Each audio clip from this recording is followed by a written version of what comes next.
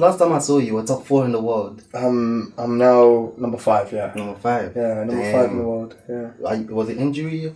Yeah, I had an injury in October. I was out for 5 months, so I'm only back recently. Yeah. Got my first European Cup back this weekend. Oh, nice. Yeah, that'll be good. Yeah, man. Try and get my ranking up a bit more. Yeah, top 5 judo play. I feel like the top 3 would probably all be from Japan. I've beaten China I've beaten all 3 of the people above me. Really? In competitions, yeah. Well, how come they don't rank you up for that then? Because it's depending on like what competitions you win and stuff. But in various competitions, so there's 4 people above me and I've beaten 3 of them. Oh, it's I like, haven't fought the other one. Yeah, it's like in the World Cup. You know when Cameroon beat Brazil? Yeah, exactly. They're not gonna find suddenly the FIBA number 1. Like, oh yeah, Cameroon the best countries in the world. FIBA number 1. Yeah, same vibe. But yeah, this Luke Davies, judo athlete. We used to go to school together. We went high school together, and then you went to a different sixth form, went to a different uni. But yeah, man, I want to talk a bit about like not just judo, but obviously judo is a big part of your life. So like, if you could talk about like early stages of judo, like how it was like growing up, like how early did you get introduced into judo? Yeah, I started judo because my mum already owned and ran a judo club before I was born. So she started her judo club in 2003, and I was born in 2005. So as soon as I was born, I was straight in on the mats every day as like a toddler walking around. I took like my first walking steps on a judo mat. Like everything was judo from the day I was born, which is a bit crazy. Kind of didn't get a choice. You're like, this kid, I'll stick you in that exactly. judo My parents were like, put the judo kit on now. I was like, Mom, I want to ride a horse. Fuck out of here. Come here. That's literally, that's like destiny though. Like, it's like, did you think your mom had it all planned, or was it just something that she was already doing, so she was like, I'm just getting my kid involved? She's told me she's had it planned since like the day, like since before I was born. But obviously I can do what I want. Like I choose to do judo now. I love it. It's my life. So it's not just my mom. My dad did judo as well. So like both my parents did judo. It's quite ingrained in my family. Yeah. So, I think everyone in my family does judo. Pretty much everyone in my family has done judo at some point in their lives. So that's crazy. Yeah. It's actually insane. What can I say? I was never gonna really do anything different, was I? But you used to do like swimming, tennis. Yeah, I used to do a lot. I was I played cricket for a club. I even captained the team for a while. I played tennis. I had like rankings at like under 14 and under 16. Like county. I was number 1. I was number 1 in county for Middlesex. In Middlesex for under 14s in tennis. I've always been athletic growing up. Like I've always been good at sports. Like better than at school or better than other stuff. I have to work hard at like being good at other stuff in my life, but sport has always come quite naturally. I think with sport as well, I found like being good at sport gives you an advantage in school a little bit. I agree. You just think quicker. Like I agree. You have more common sense and stuff because your brain just works a bit more different. And like being in sport gives you like something else to think about. It's like you're not like, I feel like people who aren't involved in sport like have all their focus on school, and it can like stress and it can just take you off your focus a bit. And it's good to have other things in your life. It's why I do like not just judo now. I do university as well, and so like try and keep my focus is separate. I definitely agree. Sport can help because you are the same. Like you've always been good at sport since I've known you, and I mainly play football, but exactly. I think I tried to play basketball, but it was just like a playground thing, bro. Yeah, you're 5 foot. You're 5'9", bro. Sorry, 6'7". 6'7". 6'7", guys. 6'7". But it was that period in like year 8, year 9 where everyone played basketball. So I was like, I might just play as well. I remember I smoked you at badminton a couple of times as well. Nah, bro. Smoked you at badminton a couple of times. I do like badminton though. Yeah, badminton's cold, isn't it? Badminton's cold. Yeah. It's one of those like niche sports that you don't enjoy it as much until you play it. You're like, oh. Exactly. It's not like you're gonna go watch the badminton world championships, but like those sports have crazy hand-eye coordination, bro. Yeah. Have you seen the table tennis Olympics? Yeah, it's you can't even see the ball. insane. They're just flying back and forth. Crazy. Yeah, like I feel like doing bits of other sports can help with like your main sport as well. Like the hand-eye coordination you need to like play badminton, play table tennis, stuff like that. Like obviously it's gonna help someone who's doing judo, who's doing football. Like Yeah. So have you ever done that like strategically? Obviously you've done other sports, but have you ever had a case where you're like, you know what, I'm gonna do this sport strategically to make me better at judo? Yeah, like two like stages of like doing that in my career. When I was younger, like my parents had the idea straight away, and I did gymnastics from when I was really young. Like honestly, if you don't do judo when you're young, I obviously think judo is the best sport to do when you're young, of course, for like your life and stuff. But if you're not going to do judo, do gymnastics. Like it's so good to just keep you healthy. Like I was able to just like be acrobatic and athletic. I know what to do with my body from when I was like really young, and I feel like doing gymnastics up until the age of like 12 like really helped my judo. And then once I started getting some freedom of my own, I started doing other combat sports that can like feed into judo. So I've done bits of wrestling. I do a lot of jiu-jitsu. So yeah, jiu-jitsu is one of my hobbies now. Like I don't consider judo a hobby, I consider it my career. So jiu-jitsu is one of my hobbies now, and I do that a lot as well. So doing other sports to help judo. It's really useful. I think with gymnastics as well, because I did have a thing where I was thinking maybe I should go into gymnastics because it's like calisthenics in a sense. Yeah. But I feel like it's one of those sports where if you didn't start doing it when you were 2 years old and you start doing it like 20, like nah, you're not gonna get good at it.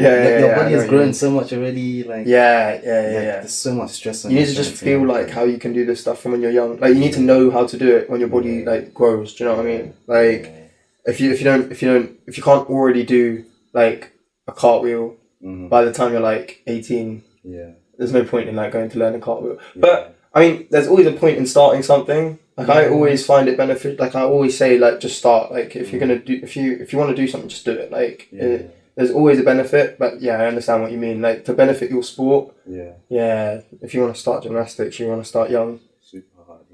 And like going into, obviously you started judo from a young age. Primary school. I'm sure primary school was like a breeze for you. Like it was a breeze for most people.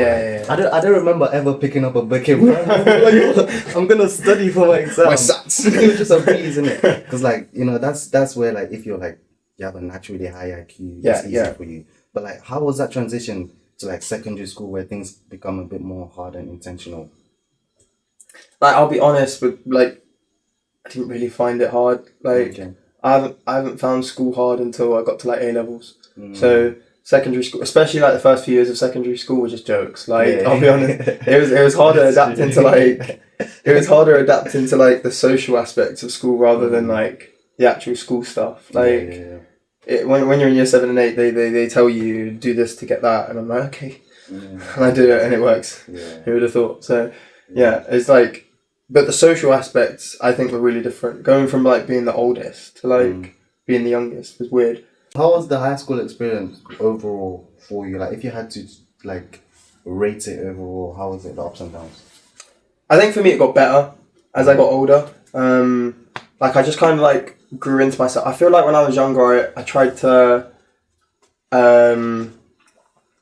fit in too much. If you understand what I mean, like I would try and be involved with people that I didn't need to be involved with, and like I was just and maybe that's part of the thing about like pissing people off. I was always just like, I always feel like I tried to fit in and do too much when I was younger, and as I got older I just like grew into being more comfortable with myself, just and was happy and like had my friend group and just chilled with them, and by the time it got to year 11 I looked on high school very positively. Like I enjoyed going to school. I had no problems going to school, see everyone, and I had a decent high school experience overall. I feel like I had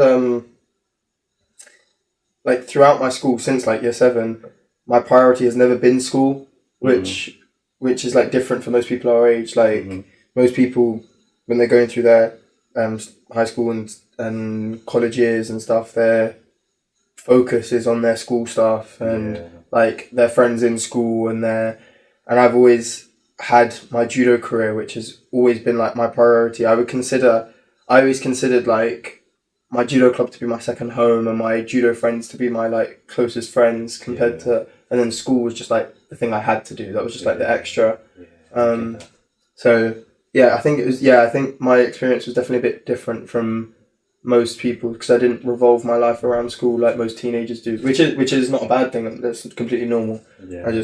I didn't do that. And yeah, I was much closer with like people from my judo club and my judo friends, and like I would plan my life according to my next judo competition rather than my next exam and things like that. So I feel like I also missed out on a bit during like high school because of judo stuff. So like a lot of the time I'd just be like, and it still happens to this day. I feel like the sacrifice you have to make a full-time career out of a sport is like really high. And it's not big things, but like your friends go, "Oh, do you want to come out tonight?" I'm like, "No, I've got training." Yeah. And like they're like, "Oh, do you want to do this?" I'm like, "No, I've got training." Yeah. So it's just they'll be like, "Oh, we're going here this weekend. Do you want to come?" I'm like, "No, I've got a competition this weekend. I'm sorry." Yeah. They're like, "Do you want to go out for food?" I'm like, "No, I'm making weight." Like it's just, so I feel like high school was fun. I had no issues with high school, but it just wasn't the same for me as a lot of people. It wasn't my priority.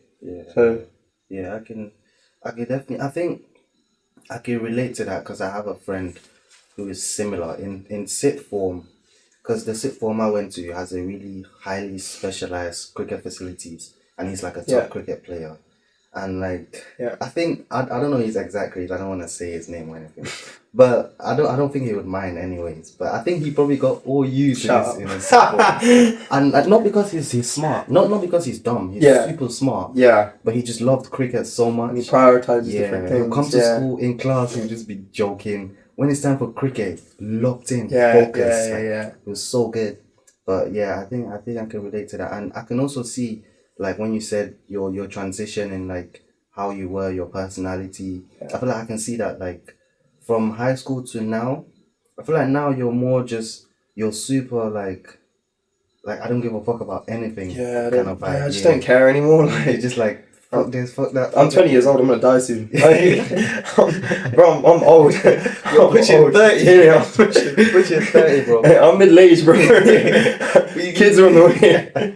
Yeah, man. I can definitely. I think that's the main difference in like what I've seen about you. Like you just don't care about things that you shouldn't care about. Yeah. Which I definitely used to. In like high school, you will get like a detention. No.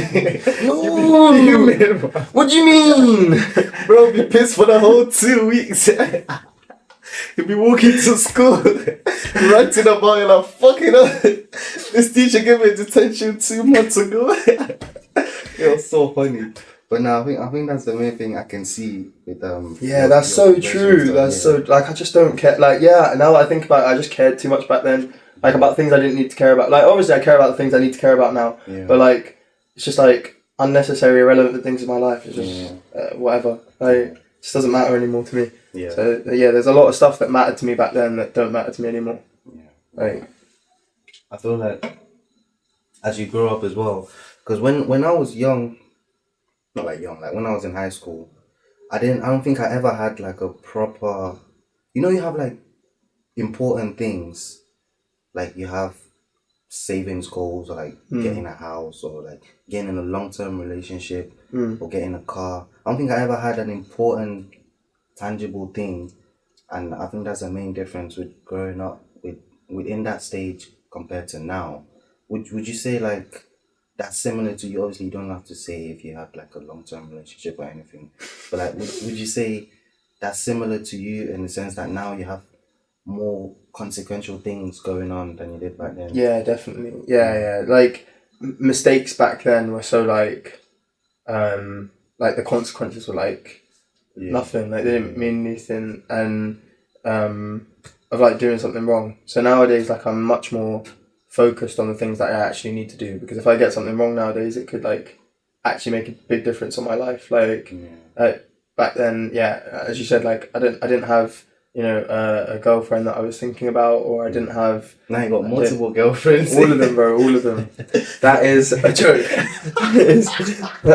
that is a joke. No, cut that out. Yeah, Mom, you didn't see that.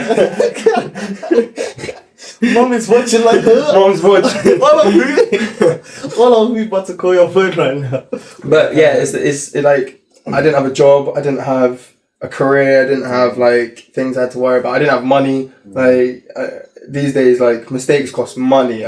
Trust me, I know firsthand. Mistakes cost money. Like you don't want to. So yeah, you just got to be much more focused in life nowadays. Like you can't let bullshit come. Sorry, my odds. You can't let bullshit come in. Like you just got to like keep it separate so that it doesn't affect the important things in your life. Yeah. And the only difference is that during high school, obviously, I had my sporting goals, which were like real. And so, like for example, like fights at school and stuff, things like that, they could be quite consequential. Like I remember one time having a fight, and it like at school, and you probably remember it, but I had a fight at school and I really hurt my knee, and like I couldn't do judo for like a week after that. And my coach was not happy. My coach being my mum. So, was not happy with me. So, yeah, little things like that. I had to like, I think, that's true as well. I feel like I had to like, the amount of like fights and confrontations I got in as I got older in high school just like completely died out. And by like year 11, I just wasn't in confrontation with anyone. I just didn't care anymore. Yeah, and nowadays I can't even remember the last time I had a fight with someone. Like a physical fight seems like such a childish thing now. Do you know what I mean? Like, it's like, what have you been doing that for? Exactly, bro. Like I said, I'm about to die. Like, you're not gonna make no money from me. You're not gonna do anything. Like, it's just pointless. But yeah, I remember one specific in the I think you remember this because this went so viral in school. Like when you called that guy a 6 foot fatty or something. Oh yeah, I remember that. Oh that was no, so funny. But nah, that just came to my mind. I don't want to talk about it, but it just came to my mind. That one was peak though. that was funny. That was hilarious. But yeah, what's your main things that you got going on today, like your competitions and stuff? Now I'm obviously in the middle of a law degree. So that's like one of my goals at the moment, trying to get through that. And I've obviously got my judo competition. So my like biggest goal this year is to be junior world champion. This is my last year in like the junior age band, which is under 21 years old. So next year I won't be juniors anymore. So I want to be junior world champion because I messed up at the world championships last year big time. So and like it's not even recently, but like only recently have I started taking coaching really seriously. So that's like a very recent thing in my life, taking coaching really seriously. I'm now taking like cadets, like under 18 players to like European Cups. So I'll travel with them on my own as like the solo coach and and go and I took a group of 3 cadets to a European Cup in Italy a few weeks ago. Like just us 4 travelled together. It was a great competition. Did well. Like it was really good. So I'm really enjoying my coaching at the moment. That's a huge responsibility, man. That's dope. Yeah. Because I know you started doing your coaching like 2 years ago. Yeah, when I was taking it seriously. Yeah, I was taking when I started coaching competitions and stuff. That was like 2 years ago. I've been teaching like lessons at my club since I can remember. Since as soon as I got like coloured belts, I was teaching lessons at my club. But now I'm like taking it really seriously, trying to help like my coach. Like take responsibility and it's really good. I love coaching. I'll be honest. Some days coaching is better than like my actual career because you don't get injured coaching. You don't get hurt coaching. You don't get tired coaching. But obviously I still love competing. Like, and that's my goal. But yeah, it's nice to know that I kind of know what I want to do after my competitive career. I'd love to just be a coach and help the next generation of athletes do what I'm trying to do. I'm sure you must get like such a great feeling if you train someone and then they go on to like win a competition or something. Yeah, here's a great example. This 2 weekends ago, me, my mum took a group of 10 children, like 8 to 11-year-olds, to Portugal for their first international competition. Like all of them, it was their first time like going abroad to fight, and like they all got medals, and I was so proud. Like it was the feelings I was feeling on the day. I was so happy, like watching my kids like do the throws that I've been teaching them, and like beating people from other countries. Like it was such a good feeling. Like I can't even describe it, and it was such a different feeling from when I win myself. Like it's a completely different kind of happiness, and it's not like one of them's better than the other. It was just like it was amazing. I loved it, and such a successful trip for all of them. Like their first competition, and I'm getting to like share that experience with them. It was really really nice. So like does that go on your? Because obviously, like in different sports, managers or like coaches have records and stuff, like you know, like Messi got 8 Ballon d'Ors or whatever. Do you have like in judo a similar thing where you got like your record, like you got a certain number of for your competitive record, not coaching, but like your competitive record, that's all online. Like you can see everyone's competitive records. Like I've got my page on the IJF website on so if anyone wants to watch me, you can watch me on judotv.com this Saturday. What country are you going to be fighting in? Poland. Sheesh. I'm in Poland this Saturday for Junior European Cup, so check it out on judotv.com. By the time this video goes out, it'll be well gone, but but I'll put some links in the description as well. It's IGF.com. IGF. I'll put some links in the description. Check it out, man.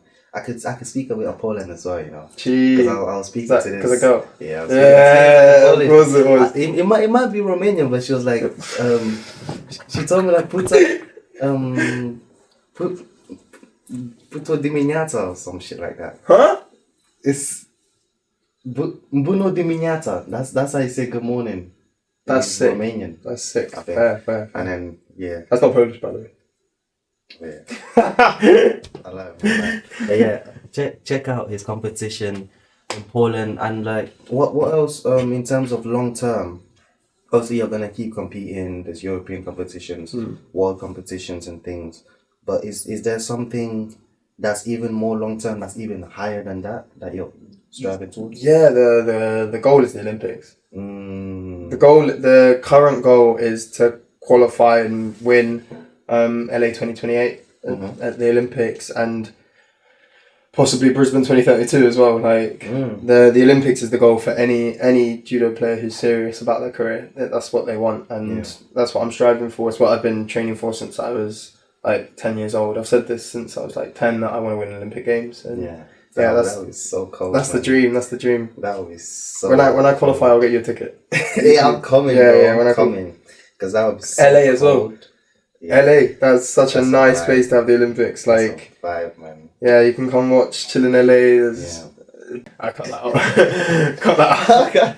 I cut it all out. And like, how is the development process like? Because I know a little bit of like, you might have to work with certain national institutes and stuff like that. Yeah. So like, talk us a little bit through that development process. It's gonna get political. It's quite simple for judo. I think you train with your clubs and you like compete with your clubs until you get to a certain level, and then the national team will start selecting you for stuff when you win certain medals. So you have to win the world ranking event medals and stuff like that. So it's quite easy. You compete at regional competitions, and you compete at like national competitions, and then once you start getting medals at like the British Championships, that's when you can start competing at the world competitions, and you can go to the European Cups and other continental cups as well. Like you can go to other continents as well, and you do them, and then you can do European Opens if you're a senior, and then you do Grand Prix, Grand Slams, and there's like quite a steady process in judo. And once you get to like that world level where you're competing at European Championships, World Championships, Olympic Games, you'll be selected by the national team, and so the British Judo Association in this case, And yeah, they select you. They have training camps for like the squad. Like you try and get on the British squad, go to their training camps. Yeah, they can help coach you. There's a national training centre. I don't train there. I choose not to train there. I want to stay here because it's up in Birmingham, so I don't want to move my life up there. But lots of people do. When they get to my age, or probably a little bit older most of the time, or sometimes a bit younger, they like move to Birmingham. Lots of people have done it. Lots of my friends have done it. They leave their clubs and they go to the National Training Centre and train there full time with the British judo coaches and stuff. But I've got my own program at home and I train full time at home, so I don't need to go to the centre. Yeah, nice. I want to do a deep dive into judo. I'm talking. You know how they got what's it called? CBS with Thierry Henry. I want to do like a deep tactical dive into judo. Sports goal as well. Yeah, like, about like the tactics, everything about judo. Because I know a bit. I know from the outside. I know like the goal is to get your opponent on their backs and things. Yeah. But like I want to go even more technical. Someone who's just started coming into judo and they're asking you, what is judo? Yeah. Like, what would you tell them? Okay, the judo as a thing it's not just about the sport. Judo is like a lifestyle. It's like a philosophy, and that's not. I'm not trying to be like voodoo zen about it. That's literally what it derived from. Judo comes from like the old school samurai techniques of jujutsu. Where like the Japanese army would use these techniques in hand-to-hand combat in wars. Like if they lost their weapon, this is what they would refer to. And the man who created judo, Jigoro Kano, when the Japanese military like changed into a less systematic, because like during peacetime, they basically had no wars to fight. So all these soldiers were just standing around having no technique, no one to like do their stuff on. So Jigoro Kano created judo so that they could practice war techniques and hand-to-hand combat without hurting each other. So the whole point of judo is to practice and get better without hurting anyone. So it's about like mutual improvement. That's like the whole thing of judo. But as a sport in like the Olympics and stuff like that, judo is just a combat sport, like every other combat sport. It's very similar to wrestling. And we wear these funny pajamas that people can grab onto to do their different techniques. And so that's ultimately what judo is in the way that modern people see it. It's a combat sport where you try and grapple. There's no striking in judo. It's a grappling sport, like wrestling, like jiu-jitsu. And what's the goal? Like what gets you to win in judo? So winning in judo is done in a few different ways. The first most common one is by throwing your partner with force and speed and control. You have to have those three things. If you have those three things, then the technique is considered an ippon. And ippon means maximum score. And if you get that, it's like a knockout in UFC or boxing. It's like you've won straight away. The fight will finish if you get an ippon. So if you throw someone quickly and they land flat on their back and you're holding on to them with two hands, and for example, that would be considered an ippon. You win the fight. There are other scores in judo. So you have an ippon, which is the maximum score. You have a wazari, which is the middle score to half score. And you have a yuko, which is the lowest score, minimum score. If you have two wazaris, that converts into an ippon. Okay, so you can win the fight by throwing someone twice with a throw that is missing one of the three elements. So if you throw someone, they land on their back, but it's really, really slow, or you don't have control. Or if you throw someone fast with control, but they land on their side, then you would get a wazari, for example. And then the other ways to win in judo is in what we call niwaza, which is groundwork. So all these words that I'm saying are Japanese. So judo is a Japanese sport, and all the words are translated from Japanese. So niwaza requires you to either pin your opponent on their back, so show control, like in WWE where you get the 1, 2, 3. Yeah, you have to pin them on their back for 20 seconds to get a nip on. Damn. A long time, yeah. And it's hard to pin a human on their back for 20 seconds. Yeah. Or you can get a submission. So your partner decides to give up. So like by choking them? By choking them or by armbarring them. Yeah, and your partner will tap the mat, tap you, call out, but they submit. And there are a few ways to submit, but yeah. So you can win by throwing them or submitting them or pinning them. There are 3 ways you can win in judo. Okay. That's interesting, because I'm sure. So for example, like you said, you know, if you have like two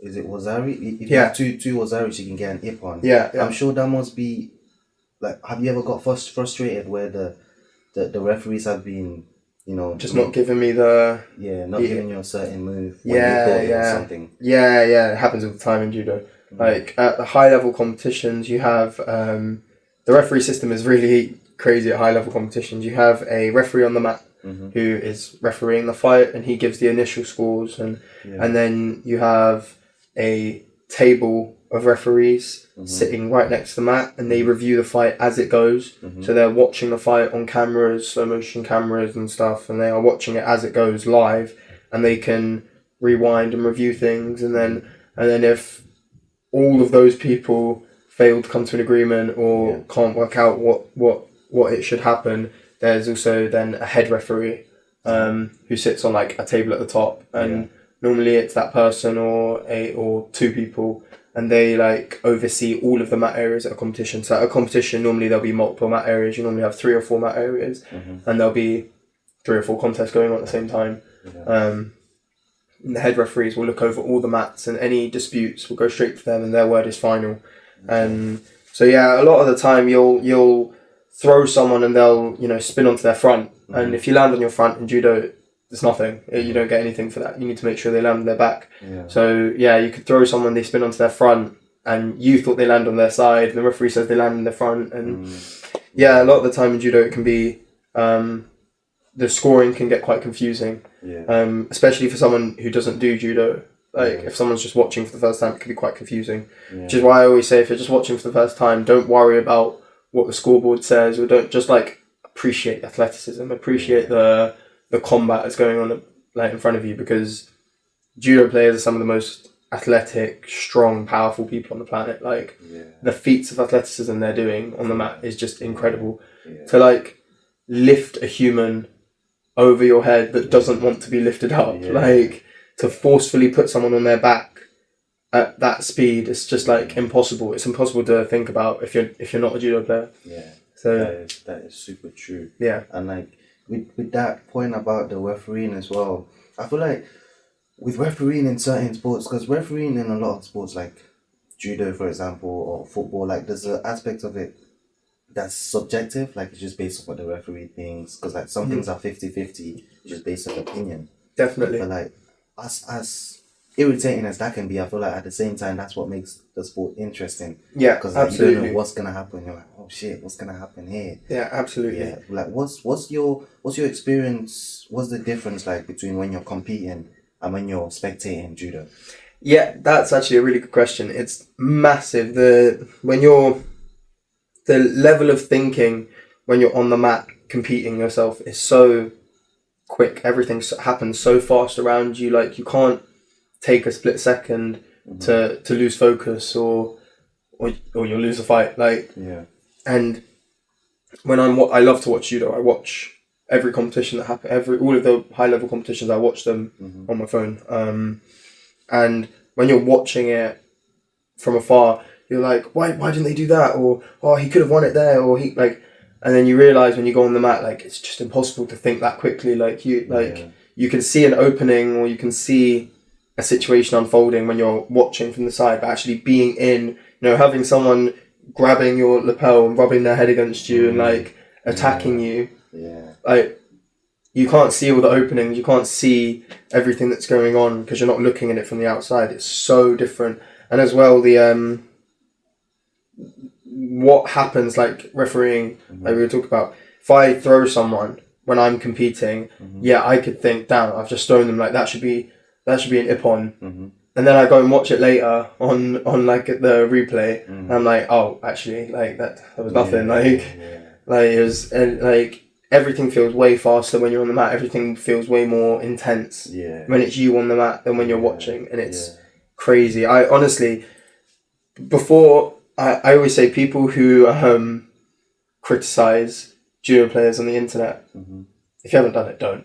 Like if you haven't competed at like a certain any level, to be honest, if you haven't done a judo competition before, you don't get it. Like it's impossible. It's such a hard thing to go and do, fight another human being. Like that makes a lot of sense. I feel like is there ever an element of fight or flight when you're going into the judo mat, or have you learned to control that? For lots of athletes it's huge. I'm pretty good at that. I'm pretty good at controlling my nerves, controlling my fight or flight instincts. Like I'm very focused and calm when I'm on the mat. But that's not the same for everyone, and it doesn't make people worse fighter just because they succumb to nerves sometimes. Like it's so normal. It's absolutely nerve-wracking going into, for example, I fought my first Grand Prix a few weeks ago, which is one of the highest level judo competitions you can do. And I walk in, and it's a stadium with it's like an arena with like 1,000 people watching you, and like your mat is like lit up by floodlights, and like you've got the commentator announcing your name to on the loudspeaker, and like you walk out onto that mat, and it's a huge mat area. It's like 9 by 9 meters or 10 by 10 meters, so it's 100-meter squared mat area, and it's just you and this one other guy on the mat, and you're just staring at each other waiting for your fight. It's crazy. Like the nerves are insane, and like you have to train yourself to control that, because if you haven't, you just succumb to it. You'll just fall apart. But like honestly, that was one of the most surreal experiences I've ever felt. I fought someone really good in my first fight at that competition, and like walking out onto the mat and bowing to him at the start of the fight was like the biggest rush of adrenaline I've ever had. Like it was crazy. Like it can be really important to like train yourself to control your nerves and stuff. I feel the fight or flight instinct is like massive in judo, and if you can't control it, if you can't fight, then you can't be a good judo player. I can just picture that, like just a massive arena. That's crazy. And I think with judo, like it's obviously a sport where there's a lot of feats of power and athleticism, but I feel like there's a certain element of like control and precision as well. Oh, like, absolutely. You're using power, but like you're using control at the same time. Yeah, so, absolutely. Like, if your nerves are going off, like you won't be able to get that control. The timing as well of judo. That like you have to do everything at the exact right time. Like you have to hit the exact opportunity that you're given, and like honestly, I don't know how some people do the things that they do on judo mats. Like I'm a powerful person. I can do all these like big strong things, but like some of the things I see people do with like their quick feet, or like just a timing thing, or like it's just it's incredible. Judo players are just incredible. I'll be honest. Like as athletes, the greatest athletes on the planet. I'll always say that. Who's your favorite judo player of all time? Of all time? Yeah. It's a judo player called Joshua Maruyama from Japan. He fought in the under 66 category, and he had a huge rivalry with one of the other Japanese competitors who is one of the best of all time, Fumi Abe. And Maruyama lost to him twice and beat him twice at international competitions, and because Maruyama lost to him the second and the third and fourth time that they fought, he didn't get to go to the Olympics. So he's a 2-time world champion who never even competed at the Olympics because he couldn't qualify, because you can only take one person per country. Which is the interesting thing about judo. In athletics, you'll see 4 Jamaicans and 4 Americans in the final of like the 100-meter race, and like in loads of other sports, like the best people in the world get to go, but in judo, only one person from each country can go in each weight group. So if you're in a country who's got a lot of really good judo players, it's so hard. So hard. So being like Japanese or French or Russian, it's just really hard. Damn, why is that though? Like, why can't you just take like the top 3 or something? it's a diversity thing. They want to get as many countries in the Olympics as possible. So that's the rule. Everyone knows the rule. So you just got to be the best in your country. Yeah, that's what I'm doing. So imagine you and Peter though, in the Olympics together. Yeah. That'd be cool. Like some LeBron James and Bronny shit. That would be so cool. Yeah, by the way, I just want to make it clear, I don't have a son. It's not my son. Oh, yeah. No, I didn't mean it like that. Or like I have not had a child. I have not had a child before. Let me just make that very clear. You will be like, what? Yeah, we've said Peter a few times. Peter's my younger brother. Yeah. And he also does judo. He's also very, very good at judo. Yeah. I feel like Peter, I'll definitely reach out to Peter, man. Yeah, you should. That'd be a good podcast. Yeah. Bro, have you even seen the LeBron James songs? Yeah, bro. And they're making a new one every day. It's crazy, bro. I'm talking about the man. Yeah, they're so good. I just saved all of them. You are my sunshine. Bro, they're actually so good. Yeah, the LeBron songs was like, bro, you've been posting bare Bron sexual stuff. It's just trolling, bro. Like, who even comes up with that shit? Like, it's so funny. That's a part of the internet. They should get Kendrick to do one. Get Kendrick to write a song about LeBron. There's been funny. But what's your, in terms of performances? Obviously, you've been competing for a long time. What's one of the moments in your competition history that stands out the most for you? I know you've mentioned one with walking up to that mat, but is there something else that brings a lot of emotion to you that stands out? Yeah, my I think maybe my favourite judo moment was winning my first senior British title. So when I was 17, I was a cadet. I was 17 years old, and I won the British Championships at seniors and juniors in the same. That was when I was in college, I think. Okay. But yeah, I won the juniors on the Saturday, which is the under-21s, and I was like the favourite going into the competition. I definitely should have won it, and I did. Yeah. So that was good. And then on the Sunday with the seniors, with like the best players in the country, and of all ages, like I'm fighting 30-year-olds, I'm fighting 27-year-olds, I'm fighting 30-year-olds, and I was 17, and I just went through the rounds and got to the final and won it. And I remember looking at my mum when I'd won it, who was in the chair, she's my coach, and she was sitting in the coach's chair, and I just couldn't believe it. Like, I was just lost for words. Like, I had nothing to say, and I just ran off and gave her the biggest hug. And yeah, that's definitely, like, that's one of my favourite moments, because I love competing in Great Britain. Like, there are a lot of British judo athletes, but once they get to a certain level, they feel like, oh, I don't need to compete in Great Britain, I'll just do all the international ones, and they don't do these domestic competitions anymore.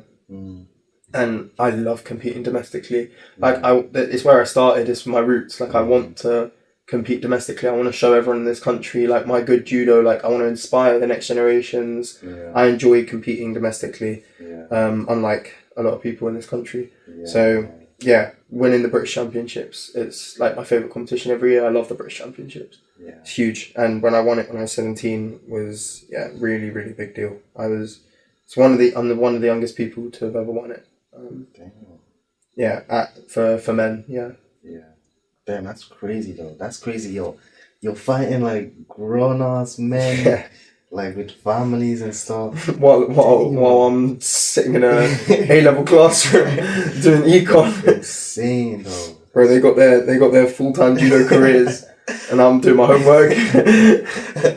That's crazy. But I think another thing about sport that you mentioned is just, it's a beautiful way to like just bring people together and like improve bonds. Like the people who I've played sport with at a good level, like we might not have been like best friends, but in that moment of playing sports together, you're so connected. Like absolutely, such a beautiful feeling where like the connection is automatic, and it's wonderful. Competing at the level I compete at, it's like I've got friends from like 4 different continents. I've got friends from like countries all around the world. Like there are people, like I feel like especially in judo, but in lots of sports I would guess, like I could call someone that I've met 2 times and be like, I want to come to your country to train.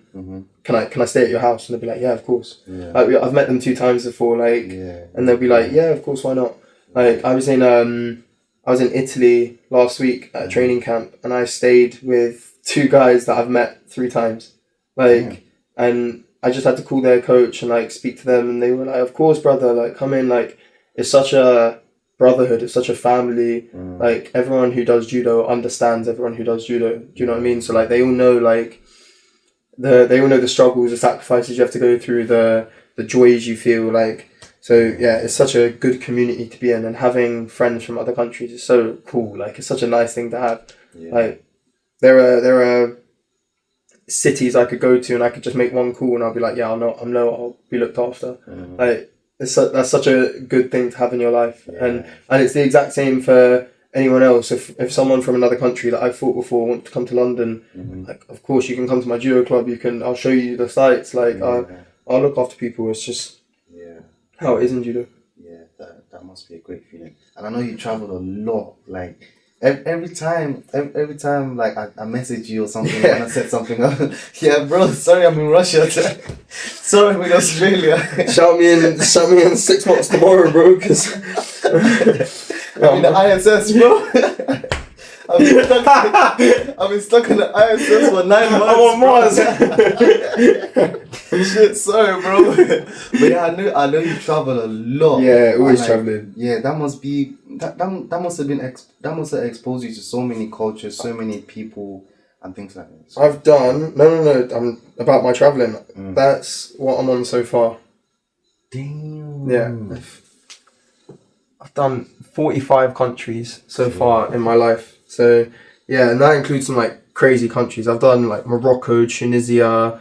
I've done Malaysia, Singapore, Tajikistan. Yeah, bro. Like Montenegro, North Macedonia. I've been to some weird bookie places, bro. Damn. Yeah. Vatican City. That wasn't for judo though. That was a holiday. But yeah, Canada, like Australia, Peru. Yeah. Like, bro.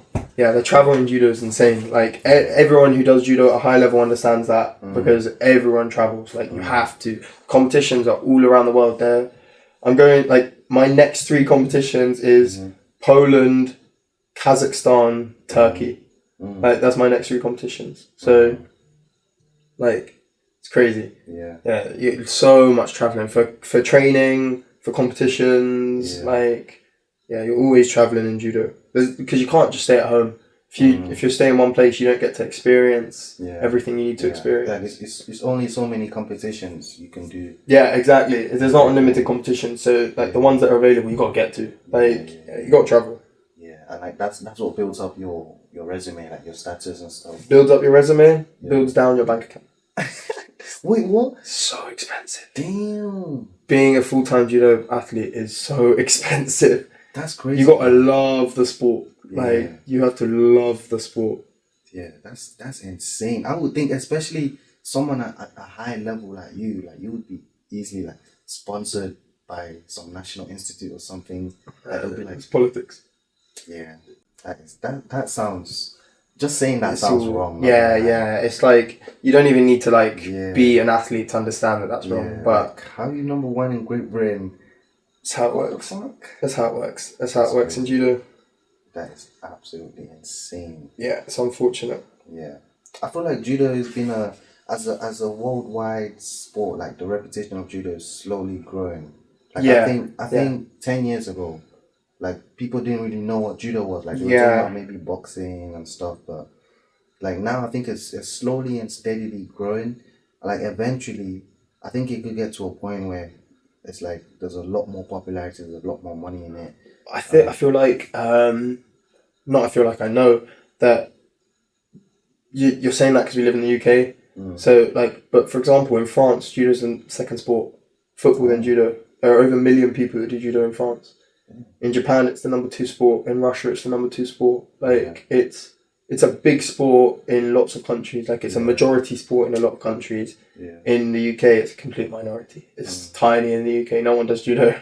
I think in the UK we have like 50,000 people that do judo. And in France, they have 1 million, and we've got the same population. It's crazy. But in the UK in the 1980s, judo was big. Okay.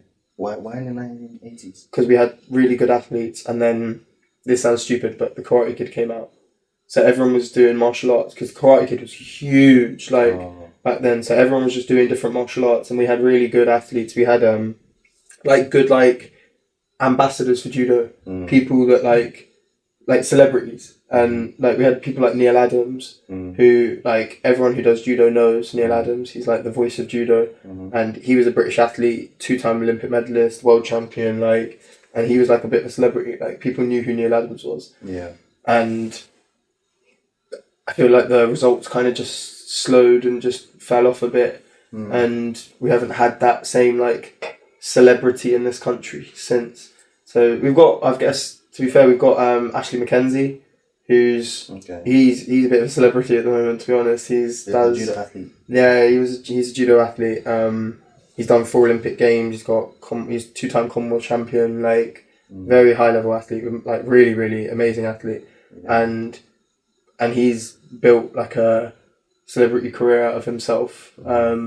He's done like TV shows and stuff, and he was on Big Brother. He's done like X on the Beach. He's done like lots of like celebrity stuff. Damn. So yeah, he's still as a judo athlete. He's retired now. He's I think just freshly retired. Like he might not be retired. Don't quote me on that. But he might not be like. But he's kind of stopped for now. But yeah, he's amazing. But yeah, we haven't had like that big name celebrity in judo for ages. That like people who don't do judo, they know who they are. Like they want to talk about them. Do you know what I mean? Yeah. So I feel like that's one of the reasons judo's kind of like died off a bit. But it's as you said, I think it's up and coming again. Yeah. So hopefully we've got big judo support in the next few years, because I'm gonna get GB their Olympic gold medal hopefully. Yeah. And like I think one of the things that maybe I don't know as much because I'm not like a judo insider, but I feel like one of the things that maybe judo doesn't do as much is like the social media, the promotional stuff. Yeah. Like, a lot of the promotional stuff is just to people who do judo, so they're not putting it out there enough. I agree with you, but again, I can't speak on that too much. Yeah, but I've been seeing you started posting more stuff on your social media, like live and things like that. Yeah, I'm trying. Yeah, like would you ever see yourself one day becoming like a content creator, like popular? Absolutely not. Really? No. I see how hard you work, and I can't do that. Nah. Damn. But what if it's like a point where you're making money from social media, people know you as a judo athlete, you're getting sponsorships from It would depend, but if it's going to take up too much of my time is so precious. Like if it's going to take up too much of my time, like I have to have my own training, my own competitions, plus coaching, my athletes competitions, who I coach, and then my own university stuff. And like, it's just, it's going to take up too much time. It's not going to happen, I'll be honest. I post on Instagram once a month, maybe. I'm trying a bit more on TikTok, so I am trying. So if you want to follow my TikTok, man, do that. It'll be in the description. It's Judo Luke, right? On Instagram. No. It's or Luke EJC. That's it on Instagram. Yeah, Luke Davies EJC on Instagram. Check it out. Luke Davies EJC. EJC is Ealing Judo Club. Come on. Obviously, I know, man. I should have brought some merch. I should have brought some Ealing Judo Club merch. You should have got that for sure. I'll send you a picture. You can put it in at the end of the video. Yeah, man.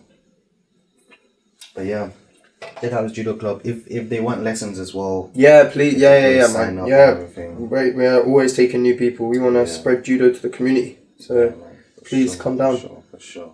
I definitely think like with your social media thing, I feel like I see so much like potential with that, like so many different angles, and like you never know, like you could become, I'm sure there's many people, they might not want to be judo athletes, but just like seeing someone who is successful as a judo athlete, they might just want to tune in and just be entertained and inspired and things like that. So, definitely check out his social media platforms and stuff like that. But I want to talk about random shit now, like stuff that is happening. Have you started investing? Oh shit! Because I know you were talking about crypto. Yeah. I was.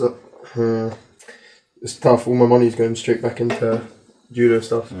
Like I'm honestly just. Yeah, it's tough. Like you I need to I know some stuff. I've got friends who know plenty about it. Like I could, but like I don't think I have the money to like start, and I'm not patient enough to be earning like 6p a month. Do you know what I mean? Like, I'm not putting in like £12 into my investment account and being like, 6p a month is crazy. yeah. Do you know what I mean? Like, yeah, I get that. Out of the many countries you've spoken about and things, I think the one country, or maybe there's other countries that might come to your mind as well, but I feel like mainland America isn't really tapped into judo. Like, it's all NBA and baseball and NFL. yeah. There's a real lack of judo in USA. Yeah, definitely. Have you ever had any competitions there? Yeah, I did. I did the Miami Open when I was younger. That's quite a big competition because there's so many people in America. There's 300 million people in the country. Yeah. There's still like way more people in America that do judo than compared to UK. But like percentage wise, it's not big. Yeah. But no, America's definitely up and coming. They've got some really good judo athletes at the moment. Actually, there's like a few guys who are really coming through. They've got like John Jane is like really good in the under-90s, and he went to the Olympics and like is great. He just went to the Olympics. Like he's winning stuff. He's got Pan American medals. He's really good. They had Kayla Harrison, who's a double Olympic champion. She's amazing. They had Ronda Rousey. Ronda Rousey's American. She came from judo. She started. She was judo before UFC. So she started judo first, and that's why she does all these arm bars in UFC all the time. That's all from judo. They got some like up and comers as well at the moment. They got there's this kid called Jonathan Yang, who's just won the Cadet World Championships. He's really good. He's going to be special. So there are some good guys at the moment. I lost to an American a couple of years ago. I lost to a guy called Jack Unesca. He's American. He's really good. He went to the Olympics at the age of 21. So like he's got another couple of cycles in him. He's just getting better and better. So good to see Jack. It's so amazing like hearing you talk about like different people you've met in like different stages of their careers and things like that. I feel like you must have learned so much from different people at different levels. Does it ever get to a point? Obviously, you can always learn more. But do you think you've got to a point in like your judo career where you feel like you've mastered it so much? Like obviously, no one can be perfect, but do you feel like you've mastered it so much to the point where like you know everything? If that makes sense. I mean, I know everything anyway about everything. I just know everything in the world. Okay. No. Honestly, there is no such thing in judo. There's always stuff to learn. Like even like not like going for perfect, even like mastering stuff, it's not possible. There's too much to learn. There is just too much to know in judo. It's not because it's, again, like I said, it's like a philosophy. It's like a way of life. It's not just the physical acts of how do you do this throw. Like there is so much to learn and digest when it comes to judo. Jigoro Kano said that education is the single greatest thing in the world. Like he had been known many times to quote that education is number one priority for humans. Like just keep learning. No, I'm nowhere near. I'm not even close. There are people in my house that know more than me. Like my mom knows more than me. Like there's no such thing. There's no such thing as mastering judo or even like an aspect of judo. There are people who are obviously way closer, but there's still stuff to learn. There is way too much to learn in judo. Apart from me, I know everything. Okay. What's the most like complicated move to master, to learn? Like how do you do it? Like you could demonstrate it to me. Like how do you is it the I forgot what that's called. Complicated to like master, the one that everyone like wants to master is Uchimata. Like it is like the king of judo throws. It's like the one that everyone wants to learn. Here, I'll show you. Bro, don't flip me over. I'm not gonna flip you over. I'll be nice to you.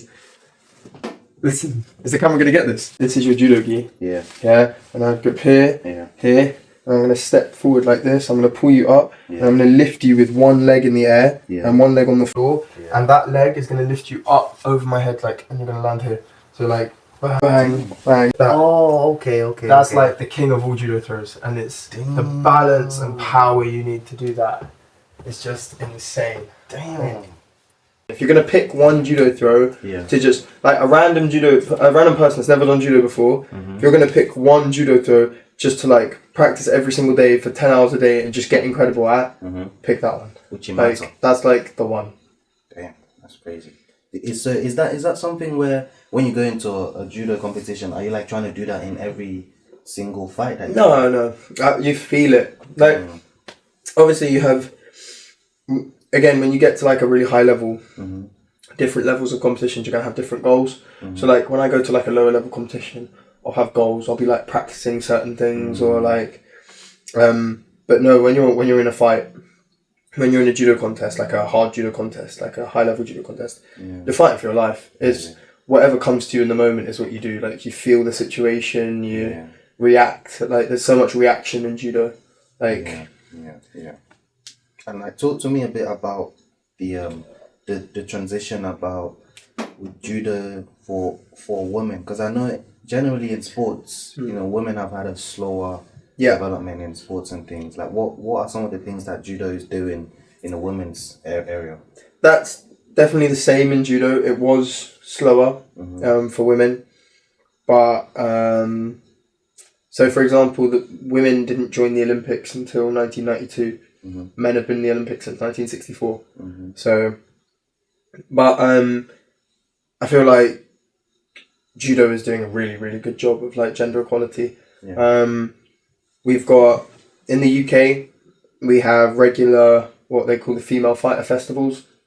So they go to the National Training Centre. They invite any woman at all who wants to come and do judo, woman, girl of any age. And they come and they have all these incredible female athletes. They have Luke Davies, 2-time world medalist. They have Natalie Powell, former world number 1 world medalist. They have loads of them, and they get them and they teach them some judo and they have fun. And so that's like at grassroots level. But Paris was a completely gender equal Olympics. For judo, it was completely gender equal. The exact same amount of competitors. I don't think it was the same, but like it was.